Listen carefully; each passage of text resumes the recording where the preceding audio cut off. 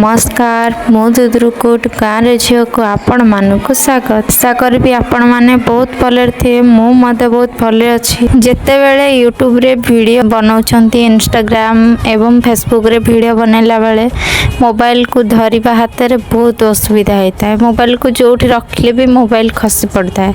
तो से आज मु गोटे एमि जिनस नहीं आसी जहाँकि मोबाइल केबे भी आउ पड़बनी जिते भी आम वीडियो बनेवा टोटाली तले भी पड़बनी।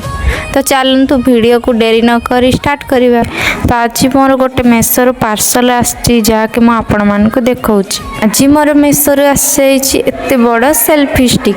चलतु ताको ओपन करिबा। मुझे ओपन करी आपण मानक देखा कि सेल्फी स्टिकटा केते भलो आसी। एहाको आपण हाथ रे धरी सेल्फी स्टिक भाभी वीडियो शूट करि पारिबे। तळ भाग को खुली ट्राइपॉड स्टैंड बनै पारिबे। एही मॉडलर ऊपर भाग रे एक छोट एलईडी लाइट अछि जहा अंधार बा कम आलुओ थिबा जगह रे वीडियो कला बेले मुहरे लाइट पकेबारे सहाय्य करे।